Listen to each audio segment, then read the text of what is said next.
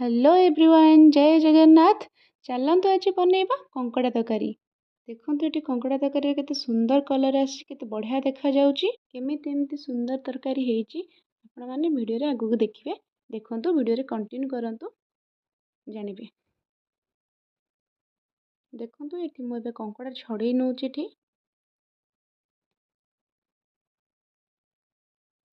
एठी कंकड़ा मो छड़ेई गली।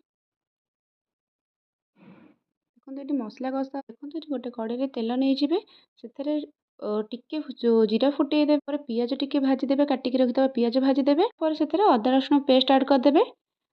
एटी देखो मुझे सब आड कर देपर जीरा गुंड धनिया गुंड काश्मीरी चिली हल्दी गुंड आड करवा ए स्वाद अनुसार लुण आड करदे ताको टिके पानी दे भलसे कषिदबा। तापर किछि समय पाई ताको घोड़े दबा। देखो किछि समय पर तेल बाहरी जाइए मसला एबे हो गलानी। एठी आलू भाजिक अलरेडी रखाई जाइए मसला हो गलानी। गोटे कड़े तेल पकई दी से कंकड़ा भाजीदबा। ये कंकड़ा भजा हो देखो ये कंकड़ा भलसे भजा हो गला से टिके लुण हल्दी पकईदेवे। एबे कंकड़ा भजा रेडी हो गला। ये मसला रे एबे आलू ऐड करदेली से देसी आलू सिझे रखी सेटा ऐड करदेली ताको एबे भलसे टिके गोलई दबा।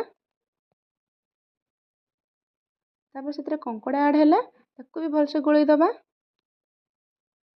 एबे पानी ऐड करदबा ताको किछ समय फुटिया पई छाड़दबा। से गरम मसला ऐड करदबा फुटला टाइम रे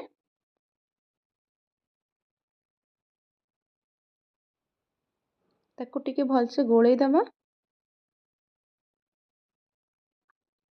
एबे से टिके घी ऐड करदबा। ये घी ऐड करदेली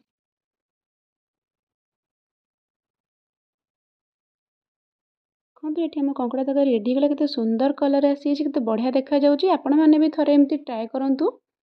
आशा करूची रेसिपीटी भल लागिथो आपण माननकु। वीडियोटी भल लागितले लाइक करिवे कमेंट करिवे चैनल को सब्सक्राइब करदेवे। रहुची जय जगन्नाथ।